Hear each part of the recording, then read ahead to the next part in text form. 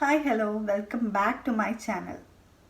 നമ്മുടെ സംസ്ഥാനത്ത് നിലവിൽ ദാരിദ്ര്യരേഖ താഴെയുള്ളതും അല്ലെങ്കിൽ സാമ്പത്തികമായിട്ട് ബുദ്ധിമുട്ട് അനുഭവിക്കുന്നതുമായിട്ടുള്ള നിരവധി വീട്ടമ്മമാരുണ്ട്.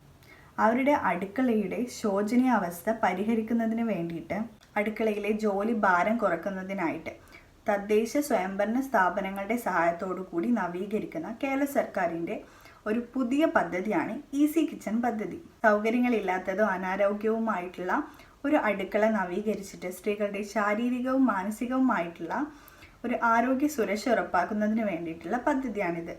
സ്മാർട്ട് കിച്ചൺ പദ്ധതിയുടെ പുതിയൊരു പരിഷ്കരിച്ച പതിപ്പാണ് ഈ ഒരു ഈസി കിച്ചൺ പദ്ധതി. ഗൃഹോപകരണങ്ങൾ സബ്സിഡി നിരക്കിൽ അല്ലെങ്കിൽ ഇൻസ്റ്റാൾമെൻറ്റ് വ്യവസ്ഥയിൽ വിതരണം ചെയ്യുന്ന ഒരു സ്കീം മുൻപ് സംസ്ഥാന ഗവൺമെൻറ് നടപ്പിലാക്കാൻ ഉദ്ദേശിച്ചിരുന്നു.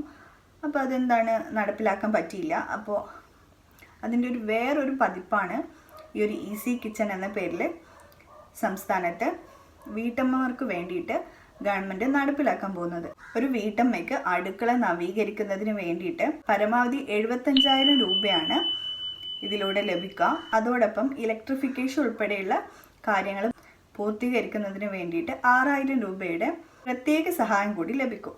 അടുക്കളയുടെ തറയില് ടൈല് പാകല്, കിച്ചൺ സ്ലാബില് ഗ്രാനൈറ്റ് പാകല്, kitchen sink, pipe, MDF kitchen അലമാര, 200 litre water tank, soak pit നിർമ്മാണം, painting, cupboard, electrification work, plumbing work ഉൾപ്പെടെയുള്ള കാര്യങ്ങൾ ഈ ഒരു പദ്ധതിയിൽ വരും.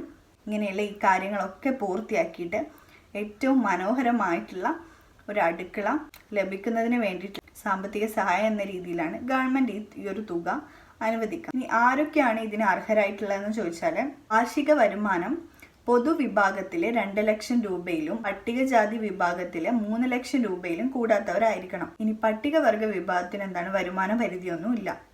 ഗവൺമെന്റിന്റെ ലൈഫ് മിഷൻ പോലുള്ള ഭവന പദ്ധതിയിൽ ഉൾപ്പെടുന്ന വീടുകൾക്ക് ഈ ഒരു ധനസഹായം ലഭ്യമാകില്ല.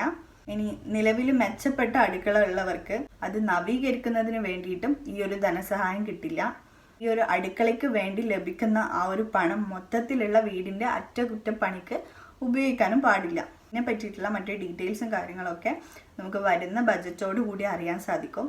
അപേക്ഷകള് അതായത് തദ്ദേശ സ്വയംഭരണ സ്ഥാപനങ്ങൾ തെരഞ്ഞെടുക്കുന്ന അർഹതപ്പെട്ട ആളുകൾക്ക് മാത്രം കിട്ടുന്ന രീതിയിലായിരിക്കും. അപ്പൊ ഈ ഒരു പദ്ധതി നടപ്പിലാകുന്നതോടുകൂടി നമ്മുടെ സംസ്ഥാനത്തെ വീട്ടമ്മമാർക്ക് ഒരുപാട് സഹായകരമായിട്ടുള്ള ഒരു കാര്യമാണ്. അപ്പോൾ ഇന്നത്തെ വീഡിയോ ഇത്രയേ ഉള്ളൂ. യൂസ്ഫുൾ ആയിട്ടുണ്ടെങ്കിൽ ലൈക്ക് ചെയ്യുക, ഷെയർ ചെയ്യുക, ചാനൽ ഒന്ന് സബ്സ്ക്രൈബ് ചെയ്തേക്കുക. Thank you for watching.